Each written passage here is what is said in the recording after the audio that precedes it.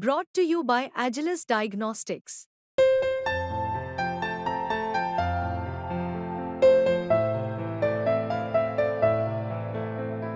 Agilus Diagnostics.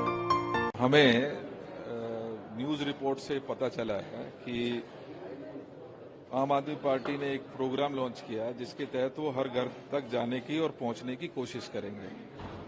हमारा ये मानना है कि पिछले 11 साल में आम आदमी पार्टी की सरकार पूरी तरीके से फेल साबित हुई है और कहीं ना कहीं वो एक 3C के मॉडल पर आधारित है और 3C सीधा सीधा है करप्शन, 3C है कमीशन और कहीं ना कहीं लोगों को चीट करने का। तो करप्शन, कमीशन और चीटिंग, ये 3C के मॉडल के ऊपर ये आम आदमी पार्टी अपना काम कर रही है। हमने पिछले 10 सालों में देखा है कि इन्होंने बातें बहुत की थी। इन्होंने वादे किए थे कि हेल्थ सेक्टर में हम बहुत अच्छा काम करेंगे। आज हमने पूरी तरीके से बताया है कि किस तरीके से जो 18 हॉस्पिटल्स खुलने थे उसमें से मात्र 3 हॉस्पिटल खोल पाए हैं। इन्होंने बड़ी बातें की थी कि एजुकेशन पे हम काम करेंगे। मुझे दुख होता है कि 82 स्कूल्स के साइट्स जब कांग्रेस की सरकार गई थी तो इनको नए स्कूल बनाने की बात के लिए छोड़ के गई थी। इन्होंने वादा किया था कि 5 साल में 500 स्कूल बनाएंगे, लेकिन मात्र 39 पर 10 साल में सिमट कर रह गई है। इसी प्रकार से अगर मैं हर रोज हो रहे करप्शन की बात करूं, पानी की समस्या की बात करूं, बिजली की समस्या की बात करूं, ये पूरी तरीके से फेल साबित हुए। एक बारिश के अंदर, एक सीजन में इस वर्ल्ड क्लास सिटी जिसका इंफ्रास्ट्रक्चर तैयार किया गया था माननीय शीला जी के सरकार के समय में, आज वो पूरी तरीके से चरमरा कर ढह गया है। एक सीजन की बारिश में लगभग 30 लोग अपनी जान गंवा बैठते हैं। और इसी प्रकार से अगर मैं बिजली और पानी की बात करूं तो ये वही लोग थे जो कहते थे कि पानी हाफ कर देंगे, बिजली माफ कर देंगे, पानी माफ कर देंगे और बिजली हाफ कर देंगे। लेकिन देखने में यह आया है कि बिजली के सेक्टर में जो एवरेज बिलिंग रेट 5 रुपए हुआ करती थी शीला जी के सरकार में, आज वो डबल हो गया। आज वो 10 रुपए प्रति यूनिट के करीब पड़ता है एक आम जनता को।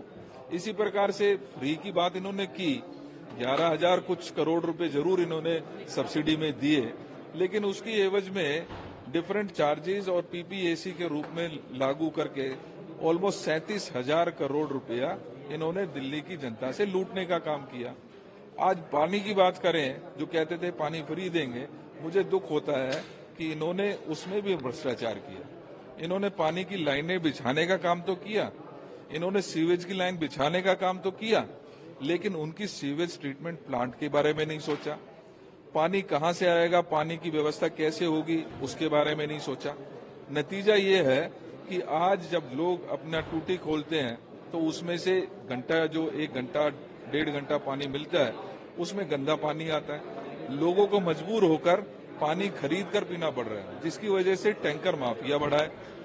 और यहां मैं ये भी बताना चाहता हूं, लगभग जो 44% सैंपल लिए गए थे, 44% में पानी की गुणवत्ता नहीं पाई गई। लिहाजा मेरा मानना ये है कि इस सारे प्रकरण से भी कहीं ना कहीं ये सरकार भ्रष्टाचार में लिप्त नजर आएगी। अगर हम इसको देखेंगे, कुछ ठेकेदारों को फायदा देने के लिए उन्होंने पानी की पाइपलाइनें बिछा दी, सीवेज की लाइनें बिछा दी, लेकिन उसके ट्रीटमेंट की या उसमें स्वच्छ पानी देने की व्यवस्था नहीं की। सर, आखिरी महत्वपूर्ण सवाल, क्योंकि आपने सीधा मुख्यमंत्री और उनके मंत्रियों पर आप सारा साथ हैं।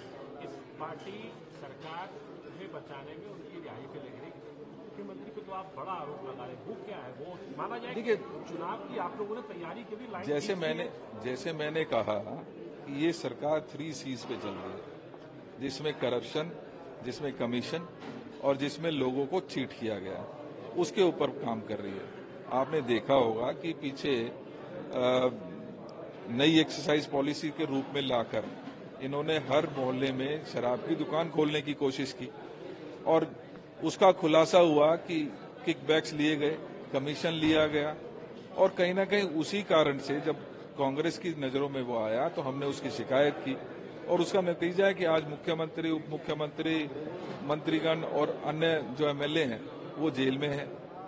दुख इस बात का भी होता है कि जब दिल्ली की जनता परेशान थी, दिल्ली की जनता बारिश के पानी में डूब के मर रही थी, नालों में डूब रही थी, जब दिल्ली की जनता को पीने को पानी नहीं था, उस समय रिहाई तो हुई मनीष सिसोदिया जी की 17 महीने के बाद, रिहाई नहीं बेल हुई, और बेल भी कंडीशनल हुई, 7 बार रिजेक्ट होने के बाद हुई। होना ये चाहिए था कि मनीष सिसोदिया जी उन लोगों के दुखों को बांटने के लिए उनके घर पर जाते, उनके सहानुभूति दिखाते या उनको कंपनसेट करने का काम करते, लेकिन वो चुनावी यात्रा और अपने पार्टी में अपना वर्चस्व बढ़ाने का काम शुरू कर दिया। और आज एक और नया पोस्टर जिसमें मनीष जी आ गए हैं, केजरीवाल जी आने वाले हैं, मैं उनको कहूंगा कि ऊपर वाला सद्बुद्धि दे, वो लोगों के दुखों में शामिल होएं, लोगों से मिले, अगर छूटते भी हैं तो ये कोर्ट का डिसीजन है, वो हमारा डिसीजन नहीं।